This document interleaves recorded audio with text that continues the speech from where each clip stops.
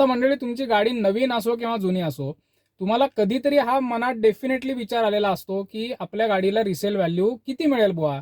आणि म्हणूनच हे फाइंड आउट करण्यासाठी तुम्ही कुठून तरी गाडीचं व्हॅल्युएशन करून घेता आणि जी व्हॅल्यू तुम्हाला कळते त्याने तुम्हाला शॉकच बसतो, कारण इतकी कमी व्हॅल्यू तुम्ही तुमच्या गाडीला एक्सपेक्टच केलेली नसते. आणि मग नवीन गाडी घेण्याचा विचार असेल तर तो पोस्टपोन तरी करावा लागतो किंवा कॅन्सल तरी करावा लागतो. तर ही वेळ तुमच्यावरती येऊ नये म्हणूनच हा महत्त्वाचा हटके व्हिडिओ मी आज करतोय, की ज्याच्यामध्ये मी अशा काही गोष्टी सांगितलेल्या आहेत की ज्यांनी तुमच्या गाडीला मॅक्सिमम रिसेल व्हॅल्यू मिळेल हे इन्शुअर होईल गाडी वापरताना आणि निवडताना. हा व्हिडिओ शेवटपर्यंत बघायचा आहे, कारण शेवटी मी काही बोनस टिप्स पण दिलेल्या आहेत की ज्या तुम्हाला कुठेही दुसरीकडे ऐकायला मिळणार नाहीत. तर ह्या व्हिडिओमध्ये मी तुमचं खूप खूप स्वागत करतो. व्हिडिओला सुरुवात करू, चला तर मग.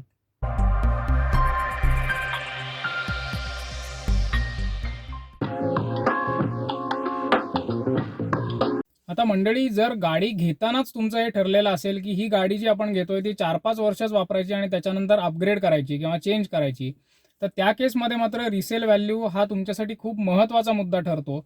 आणि मग तुम्हाला 2 गोष्टी करायच्या आहेत. एक म्हणजे असा ब्रँड निवडायचा आहे ज्याला हिस्टॉरिकली चांगली रिसेल व्हॅल्यू मिळते, म्हणजे कुठलंही त्याचं मॉडेल घेतलं तरी तुम्हाला रिसेल व्हॅल्यू ही चांगलीच मिळेल.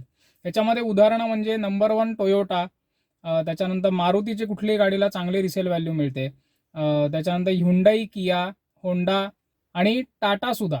पण टाटाच्या बाबतीत असं आहे की ॲज अ ब्रँड म्हणून त्यांच्या सगळ्या गाड्यांना रिसेल व्हॅल्यू इक्वली चांगली मिळत नाही. मॉडेल टू मॉडेल थोडंसं ते डिफर होतं.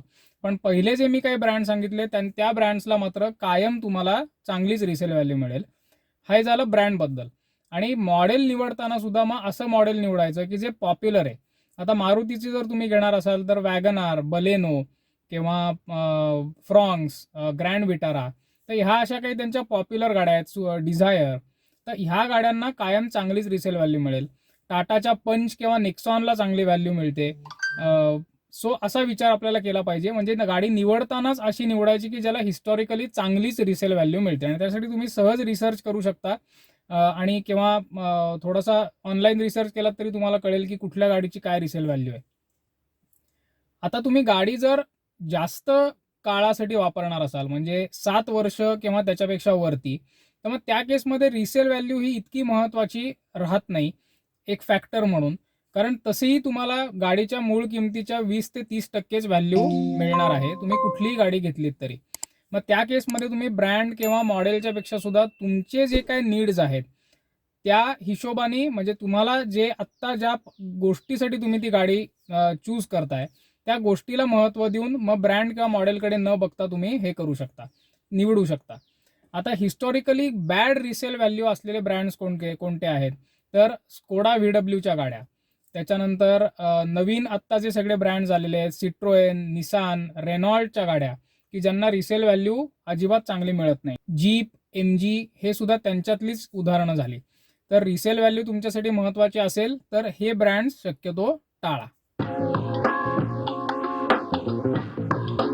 हा जो मुद्दा आहे तो रिसेल व्हॅल्यू ला खूप अफेक्ट करतो, की किती किलोमीटर तुमची गाडी चाललेली आहे आणि एज काय गाडीचं, किती जुनी गाडी आहे. तर कार तुम्हाला अपग्रेड आणि चेंज करायची असेल, नक्कीच ठरलेलं असेल, मगाशी आपण म्हटलं तसं घेतानाच तुमचं हे ठरलेलं असेल, तर गाडी कधीही 7 वर्षाच्या वरती तुमच्याकडे ठेवू नका. म्हणजे मी तर म्हणेन 6च वर्ष, कारण 6-7 वर्षानंतर गाडीची रिसेल व्हॅल्यू एकदम ड्रॅस्टिकली ड्रॉप होते. त्याचा जो स्वीट स्पॉट म्हणू शकतो आपण, म्हणजे ज्याला तुमचं डेप्रिसिएशनही खूप लागत नाही किंवा ते लागून गेलेलं असतं आणि व्हॅल्यूसुद्धा त्यातल्या त्यात चांगली मिळते. तर असं जे एज आहे गाडीचं ते साधारण 4 ते 5 वर्ष आहे. आणि किलोमीटर विचाराल तर साधारण 50,000 किलोमीटर किंवा त्याच्या आत जर रनिंग झालेलं असेल तर अशा गाड्यांना रिसेल व्हॅल्यू ही नेहमी उत्तम मिळते. नॉर्मली 6-7 वर्ष जर तुम्ही गाडी वापरलेली असेल तर आरामात आज 60-70 हजार किलोमीटर तुमचं रनिंग झालेलं असतं. अगदी रनिंग जरी तेवढं झालेलं नसेल, अगदी 10,000 तुमची किलोमीटर गाडी चाललेली असेल, पण गाडीचं एज 6-7 वर्ष झालेलं आहे, तर डेप्रिसिएशनमुळे त्या रिसेल व्हॅल्यूवरती खूप मोठा फटका बसतो. So ideal age is 4 to 5 years आणि आयडियल किलोमीटर इज 50,000 किलोमीटर्स. आता हा पुढचा अतिशय महत्त्वाचा मुद्दा आहे की गाडीचं ॲक्सिडेंट हिस्ट्री काय आहे. कारण ह्याचा खूप मोठा फरक पडतो रिसेल व्हॅल्यूवरती. गाडीला कोणताही मोठा ॲक्सिडेंट जर झालेला असेल, मेजर ॲक्सिडेंट, की ज्यामध्ये गाडीच्या स्ट्रक्चरल मेंबर्सला काही नुकसान झालेलं आहे. आता स्ट्रक्चरल मेंबर्स म्हणजे काय, तर गाडीची फ्रेम, चॅसी किंवा कुठले जे क्रॉस मेंबर्स असतात किंवा पिलर्स जे असतात वेगळे, ए पिलर, बी पिलर, सी पिलर किंवा रूफ पॅनल असतं गाडीचं, फ्लोर पॅनल असतं, ते असे जे क्रिटिकल मेंबर्स असतात त्याला जर काही नुकसान झालेलं असेल तर ह्याला मेजर ॲक्सिडेंट असं म्हटलं जातं. पण हे सोडून बाकी जे इतर पार्ट्स असतात, म्हणजे जसं दरवाजे असतील किंवा तुमचे बंपर्स आहेत, बॉनेट आहे, डिकी आहे, तर ह्याला त्या मानाने मेजरमध्ये आपण धरणार नाही. हे मायनर डॅमेज जो गाडीला होत असतो त्याच्यामध्ये. तर मोठा जर डॅमेज झालेला असेल तर डेफिनेटली रिसेल व्हॅल्यू खूप मोठ्या प्रमाणात कमी होते. वरवरचा डॅमेज जर असेल तरीसुद्धा त्याचा डेफिनेटली परिणाम होतच असतो. सो आपल्याला गाडी वापरताना अशा पद्धतीने वापरायचे की शक्यतो, म्हणजे आता हे ॲक्सिडेंट होणं न होणं हे शेवटी ह्या सगळ्या बॅड लकच्या गोष्टी असतात. पण आपल्याकडनं गाडी चालवताना आपण जितकी चांगली काळजी घेऊ, जितके चांगले ट्रॅफिकचे नियम पाळू, तितके ॲक्सिडेंट होण्याचं प्रमाणच मुळात कमी येतं. आणि जे मायनर ॲक्सिडेंट्स होतात तेही कमी होतात. त्याच्यामुळे तुमचे ओव्हरऑल इन्शुरन्स क्लेम जे असतात ते कमी राहतात. आता कमीत कमी इन्शुरन्स क्लेम जर तुमचे झालेले असतील तर ह्याचा अर्थ तुम्ही गाडी खूप सफाईने वापरलेली आहे, गाडीला कमीत कमी डॅमेज झालेला आहे. सो एक टिप मी इथे अशी देईन की जर मायनर काही डॅमेज असेल, एखादा छोटासा स्क्रॅच पडलेला आहे किंवा अगदी छोटासा डेंट आहे, तर त्याला प्रत्येक वेळेला इन्शुरन्स वापरू नका. आउट ऑफ इन्शुरन्स जर तुम्हाला करता आलं तर नक्की करून घ्या. पण हे सांगतानाच मी असंही सांगेन की थोडासा जरी मेजर डॅमेज असेल, म्हणजे बंपरचं खूपच नुकसान झालेलं आहे किंवा बॉनेट किंवा डिकीला मोठाच डेंट पडलेला आहे, तर मग अशा केसमध्ये मात्र बाहेरून हे कामं करून घेणं टाळा. मग त्यासाठी इन्शुरन्स क्लेम करून घ्या आणि ऑथोराइज सर्व्हिस स्टेशनमधनंच ते काम करून घ्या. कारण मग त्या केसमध्ये काय होतं, हे बाहेरचे लोक जो पेंट वगैरे वापरतात तो मग मिसमॅच होतो आणि मग रिसेलच्या वेळेला असा संशय येऊ शकतो की गाडीला काहीतरी मोठा डॅमेज झालेला होता आणि मग तो रिपेअर करण्याचा किंवा कुठेतरी लपवण्याचा प्रयत्न केलेला आहे, कारण त्याचे कुठलेच क्लिअर रेकॉर्ड्स आपल्याकडे नसतात. आता गाडीच्या ॲक्सिडेंट हिस्ट्री बरोबरच गाडीची सर्व्हिस हिस्ट्री हा सुद्धा रिसेल व्हॅल्यूला खूप महत्त्वाचा मुद्दा ठरतो. त्याच्यामध्ये गाडीचे सगळे सर्व्हिस रेकॉर्ड्स आपण जेवढे अप टू डेट आणि मेंटेन ठेवू, कंपनी ऑथोराइज सर्व्हिस स्टेशनमध्ये जर तुम्ही ते करत असाल, कायम त्याची तिथूनच सर्व्हिस करून घेत असाल, तर हे रेकॉर्ड्स आपोआपच व्यवस्थित सिस्टीमला त्यांच्या मेंटेन राहतात आणि रिसेलच्या वेळेला तुम्हाला याचा खूप मोठा उपयोग होईल. कारण वन स्टॉप तुम्ही त्या सर्व्हिस सेंटरमधनं सगळे गाडीचे सर्व्हिस रेकॉर्ड्स काढून दुसऱ्या ओनरला दाखवू शकता. ह्याच्या व्यतिरिक्त मी असाही सल्ला देईन की वॉरंटीमध्ये गाडी असेपर्यंत अजिबात बाहेरून सर्व्हिस करून घेऊ नका. फक्त कंपनी ऑथोराइज सर्व्हिस स्टेशनमधनंच करून घ्या. कुठलेही अनऑथोराइज किंवा लोकल पार्ट्स, स्पेअर पार्ट्स किंवा कन्झ्युमेबल्स हे वापरणं टाळा जर तुम्ही बाहेरून सर्व्हिस करून घेत असाल तर. म्हणजे त्याच्यामध्ये अगदी engine oil, oil filter, fuel filter, coolant वगैरे ह्या सगळ्या गोष्टी सुद्धा येतात की ज्या मॅन्युफॅक्चररने रेकमेंड केलेल्या गोष्टी आहेत, त्याच तो मेकॅनिक वापरतोय ना हे बघायचं आहे आपल्याला, जर तुम्ही बाहेरून सर्व्हिस करून घेणार असाल तर. परत त्या गॅरेजमध्ये सुद्धा त्याची व्यवस्थित सर्व्हिस हिस्ट्री मेंटेन्ड असली पाहिजे. जरी तुम्ही अगदी कंपनीमधनं सर्व्हिस करून घेत नसाल तरी मग गॅरेज तरी असं निवडा की जिकडे त्यांचे कॉम्प्युटराइज रेकॉर्ड सगळे राहतील, त्यांची सर्व्हिस रेकमेंडेशन्स कुठले असतील. म्हणजे कंपनीमध्ये आपण जेव्हा गाडी सर्व्हिस करून घेतो तेव्हा हे सगळे प्रॉब्लेम्स आहेत गाडीमध्ये, हे ते तुम्हाला आधीच सांगतात. आणि मग तुमच्या बजेटच्या हिशोबाने आत्ता तुम्हाला किती त्यातलं करणं शक्य आहे त्याच्या हिशोबाने कधी कधी आपण निर्णय घेतो की आत्ता हे आपण काम नंतर करून घेऊ, आत्ता आपण एवढंच करून घेऊ, म्हणजे हे चालणार आहे नंतर करून घेतलेलं. पण गाडी रिसेलला नेण्याच्या वेळेला मात्र अशी कुठलीही पेंडिंग कामं ठेवू नका गाडीमध्ये. कारण ऑब्व्हियसली तुम्ही जर ते काम केलेलं नसेल तर ते पुढच्या ओनरलाच करायला लागणार आहे आणि मग त्याच्यामुळे तो डेफिनेटली मोबदला कमी देईल तुम्हाला. सो अशी कुठली पेंडिंग शक्यतो कामं ठेवू नका. सगळी सर्व्हिस रेकमेंडेशन जी असतील ती वेळच्या वेळी पूर्ण करून घ्या. आणि शक्यतो मी म्हणेन की रिसेल ही जर तुमच्यासाठी प्रायोरिटी असेल तर कायम गाडी कंपनी सर्व्हिस सेंटरमधूनच सर्व्हिस करून घ्या. आता वेअर अँड टेअर पार्ट्स म्हणजे काय, की गाडी आपण जशी वापरतो तसे गाडीचे काही पार्ट्स असतात की जे नॉर्मली खराब होतातच. म्हणजे त्याची झीज होते किंवा त्यालाच वेअर अँड टेअर आपण असं म्हणतो की म्हणजे नॉर्मल किती तुम्ही चांगली गाडी वापरलेली असली तरी हे काही जे पार्ट्स आहेत हे खराब होणारच असतात. तर असे कुठले पार्ट्स आहेत, तर टायर्स आहेत, brake pads, brake shoes, brake calipers किंवा रोटर्स वगैरे जे असतात ते. त्याच्यानंतर गाडीचे सस्पेन्शनचे कंपोनंट, स्ट्रट्स किंवा लोअर आर्म्स, अपर आर्म्स वगैरे. त्याच्यानंतर क्लच प्लेट्स गाडीच्या असतात, बॅटरी असते, वेगळे वेगळे फिल्टर्स असतात, fuel filter, air filter, oil filter, त्याच्यानंतर ट्रान्समिशन फ्लुइड असू शकतं. त्याच्या व्यतिरिक्त अगदी वरवरचे पार्ट जर म्हणायचे झाले तर वायपर ब्लेड्स किंवा वेगवेगळे ज्या गाडीचे बल्ब्स असतात, तर ह्या सगळ्या गोष्टी ह्याला वेअर अँड टेअर पार्ट्स म्हणतात. तर हे वेअर अँड टेअर पार्ट जे आहेत हे रिसेलच्या वेळेला शक्यतो बदललेले असावेत. म्हणजे त्या सर्व्हिस इंटरवलला जर तुम्ही ते बदललेले असतील किंवा ते खराब झाल्यानंतर लगेच बदलून घेतलेले असतील, तर एक ओव्हरऑल इम्प्रेशन जे आहे ते पुढच्या ओनरचं असं होणार आहे की गाडी अतिशय वेल मेंटेन्ड आहे. कारण वेअर अँड टेअर पार्ट्सकडे दुर्लक्ष जर तुम्ही केलं तर ह्याच्यातनं तुमचा ॲटिट्यूड लक्षात येतो की गाडीची झीज झाली तरी तुम्हाला ती गाडी झिजलेल्या अवस्थेत तशीच वापरायची आहे. तुम्हाला गाडीवरती कुठलाही खर्च करण्यात इंटरेस्ट नाहीये. आता हा तर खूपच महत्त्वाचा मुद्दा आहे. डॉक्युमेंट्स तर गाडीची तुमच्याकडे सगळी असलीच पाहिजेत. महत्त्वाची जी डॉक्युमेंट्स आहेत ती. ह्याच्यामध्ये कोणकोणते डॉक्युमेंट्स येतात, तर गाडीचा इनव्हॉइस जो तुम्हाला मिळालेला आहे गाडी घेताना. त्याच्या व्यतिरिक्त गाडीचा आरसी बुक, इन्शुरन्स, सगळ्या वर्षाचे इन्शुरन्सचं किंवा ॲटलिस्ट जो लेटेस्ट इन्शुरन्स आहे त्याची ओरिजिनल कॉपी. आणि ह्या सगळ्या गोष्टींच्या आपल्याला ओरिजिनल कॉपीज हव्यात. म्हणजे आपला आरसी बुक हरवलेला आहे कधीतरी आणि मग डुप्लिकेट आरसी आपण काढून घेतलेला आहे. शक्यतो असं करायचं नाही आपल्याला. गाडीची जे सगळे डॉक्युमेंट जे सगळे असतात, इव्हन मी तर म्हणेन तुम्हाला ॲक्सेसरीजची सगळी बिलं वगैरे जी आहेत ती पण तुम्ही ठेवा. जर टायर्स तुम्ही कधी बदलून घेतलेले असतील गाडीच्या लाईफमध्ये तर त्याची बिलं जपून ठेवा. तर असे जेवढे डॉक्युमेंट्स गाडीच्या दृष्टीने महत्त्वाचे असतात ते सगळे डॉक्युमेंट्स तुमचे ओरिजिनलमध्ये रिसेलच्या वेळेला असले पाहिजेत.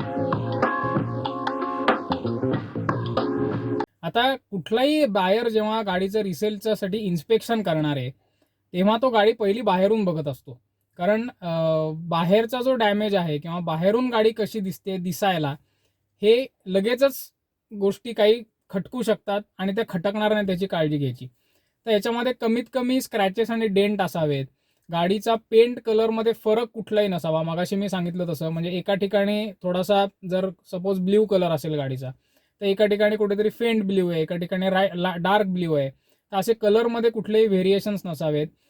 गाडीचे लाईट्स, इंडिकेटर्स वगैरे जे रिफ्लेक्टर्स वगैरे जे आहेत ते फुटलेले आहेत, अशा कंडिशनमध्ये ते नसावेत. त्याच्यानंतर सर्वात महत्त्वाचं म्हणजे गाडीत कुठलीही मॉडिफिकेशन्स केलेली नसावीत. म्हणजे अगदी मी मायनर मॉडिफिकेशन, जसं काही लोक स्टिकर्स वगैरे वेगवेगळे लावून घेतात, डिकॅल्स लावून घेतात, तर असं काहीही करू नका जर रिसेल व्हॅल्यू तुम्हाला चांगली हवी असेल तर. कारण नवीन ओनर जो आहे त्याला हे हवंच असेल स्टिकर्स असं काही नाही आहे. आणि मग ते स्टिकर्स काढले की डेफिनेटली पेंटही डॅमेज होणार आहे आणि पेंट डॅमेज झाल्यामुळे त्याला खर्च करायला लागणार आहे, त्यांनी व्हॅल्यू कमी होईल. किंवा बंपर्समध्ये काही लोक वेगवेगळ्या प्रकारचे बंपर्स बसवून घेतात, हेडलाईट्स किंवा टेल लाईट्स वेगळे काहीतरी फॅन्सी बसवून घेतात. ह्याच्यावरती आपण एक ॲक्सेसरीजचा कुठल्या ॲक्सेसरीज बसवून नाही घ्यायच्या, ह्याच्यावरती आपण खूप मोठा चांगला व्हिडिओ केलेला आहे, त्याची लिंक तुम्हाला इथे मिळेल. त्याच्यात पण मी हेच सांगितलेलं आहे की कुठल्याही प्रकारची मॉडिफिकेशन्स आपल्याला एक्सटिरियरमध्ये करायची नाहीत गाडीमध्ये. काही लोक विशेषतः SUVजला मी बघितलेलं आहे की अशी मोठी टायर्स वापरतात किंवा थोडीशी बाहेर आलेली टायर्स वापरतात, मोठे फेंडर्स वापरतात. तर ह्या गोष्टी आपल्याला करायच्या नाही आहेत. गाडी जेवढी ओरिजिनल फॉर्ममध्ये असेल तेवढं रिसेलला हे कायम चांगलं असतं. आता मंडळी, जसा बायर जो आहे तो गाडी बाहेरून जसं बघणार आहे तसं गाडीच्या आतही लगेचच बसणार आहे. त्यामुळे इंटिरियर अपिअरन्स सुद्धा फार महत्त्वाचा आहे. म्हणजे त्याच्यामध्ये सर्वात प्रथम म्हणजे गाडी स्वच्छ असली पाहिजे इन्स्पेक्शनच्या वेळेला. कुठलाही व्हिजिबल डॅमेज दिसला नाही पाहिजे शक्यतो. म्हणजे जास्त करून सीट कवर्स फाटलेली आहेत किंवा खूपच सीट कवर्सवरती डाग आहेत, मॅटिंग वगैरे सगळे फाटके तुटके काहीतरी आहेत किंवा धूळ आहे गाडीमध्ये खूप, किंवा जुने डाग खूप काहीतरी गाडीत पडलेले आहेत. गाडीत कुठला तरी राहिलेला घाणेरडा वास आहे, म्हणजे असा कुबट फंगसचा वगैरे जसा वास येतो, बुरशीचा एक कुबट वास येतो. किंवा ज्या लोकांकडे विशेषतः पाळीव प्राणी आहेत, मांजर, कुत्रे वगैरे, आणि ते जर गाडीतनं रेग्युलरली जात असतील तर त्यांचा एक वास गाडीत लागून राहतो. तर मग अशा पद्धतीत गाडी तुम्ही इन्स्पेक्शनला नेऊ नका. थरोली आधी इंटेरियर क्लिनिंग करून घ्या, व्हॅक्युमिंग करून घ्या, शॅम्पूइंग करून घ्या आणि मगच गाडी इन्स्पेक्शनला न्या. काही लोक जे स्मोक करतात त्यांचा, जर गाडीत तुम्ही स्मोक करत असाल, म्हणजे smoking is obviously injurious for health, पण जर असेल सवय तुम्हाला तर तो धुराचा वास तर खूप काळ वर्षानुवर्ष राहतो गाडीमध्ये. तर ह्या सगळ्या गोष्टींनी एक इम्प्रेशन ओव्हरऑल खूप वाईट बनतं गाडी कशा पद्धतीने वापरले त्याच्या बाबतीत. आणि अशा गाडीत ऑब्व्हियसली तुम्ही सुद्धा बसून तुम्हाला ती गाडी खरेदी करण्याची इच्छा होणार नाही. सो ह्या गोष्टी आपल्याला लाईफ गाडीची, आपण जोपर्यंत आपल्याकडे ती गाडी आहे तोपर्यंत ह्याची सुद्धा आपल्याला काळजी घ्यायची आहे. कार क्लिनिंगच्या बद्दलही आपण एक खूप चांगला व्हिडिओ केलेला होता, तोही तुम्ही अवश्य बघा, त्याची लिंक तुम्हाला इथे देतोय मी. सो ओव्हरऑल इंटिरियरचा विचार केला तर एक प्लेझंट इंटिरियर असलं पाहिजे. एखादा चांगला गाडीचा रूम फ्रेशनर तुम्ही वापरा, की जो कोण इन्स्पेक्शन करणारा आहे, जो बायर असेल किंवा अजून कोणी असेल, त्याला गाडीत बसल्यानंतर चांगलं वाटेल, ह्याची आपल्याला काळजी घ्यायची. आता मंडळी आहे वेळ बोनस टिप्स देण्याची. व्हिडिओच्या सुरुवातीला मी तुम्हाला सांगितलेलं होतं. तर रिसेल व्हॅल्यू चांगली मिळवण्यासाठी पहिली टिप म्हणजे 2 ते 3 ठिकाणून गाडीचं व्हॅल्युएशन करून घ्या. कधीच एका डीलरवरती किंवा एका व्यक्तीवरती अवलंबून राहू नका गाडीच्या व्हॅल्युएशनसाठी. जर तुम्ही नवीन गाडी घेणार असाल तर शक्यतो ज्या कंपनीची नवीन तुम्ही गाडी घेणार आहात त्या कंपनीमध्येच तुम्हाला सर्वात जास्त रिसेल व्हॅल्यू मिळेल असा तुमचा अनुभव येईल. कारण त्यांना नवीन गाडी विकण्याचं एक आमिष असतं आणि म्हणून ते बऱ्याचशा ऑफर्स देतात, जसं एक्सचेंज ऑफर वगैरे असते. सो मग त्या गाडी, त्याच ब्रँडची जर तुम्ही गाडी घेणार असाल किंवा अन्य कुठल्या ब्रँडची तुमची गाडी असेल तरी तुम्हाला नवीन कंपनीमधनं तुम्हाला नक्कीच चांगली ऑफर मिळेल. टायर्स तुमची जी आहेत ती शक्यतो नवीन असावीत. रेकमेंडेड असं आहे की दर 40,000 किलोमीटरला आपल्या ड्रायव्हिंग कंडिशन्समध्ये टायर्स ही बदलली गेली पाहिजेत. पुढची टिप म्हणजे गाडी 3 वर्षाच्या आधी विकू नका, कारण पहिल्या 3 वर्षामध्ये जास्तीत जास्त गाडी व्हॅल्यू लूज करते. म्हणजे 10 लाखाची तुम्ही गाडी घेतलेली असेल तर 3 वर्षात स्ट्रेट तुमचे 3 ते 4 लाख रुपये त्याच्यातनं किंवा 3-1 लाख रुपये त्याचे कमी होतील. आणि मग 3 वर्षाच्या मात्र नंतर ते एवढ्या फास्ट किंवा एवढ्या मोठ्या प्रमाणात कमी होत नाहीत, मग डेप्रिसिएशनचं पर्सेंटेज कमी होतं. सो 3 वर्षाच्या आधी शक्यतो गाडी विकू नका. पुढची टिप म्हणजे गाडीत कमीत कमी ॲक्सेसरीज बसवा. जेवढे तुम्ही ओरिजिनल कंपनी मेड पार्ट्स गाडीमध्ये असतील तेवढं रिसेलला चांगलं असतं. पुढची टिप म्हणजे गाडीत कमीत कमी ॲक्सेसरीज बसवा.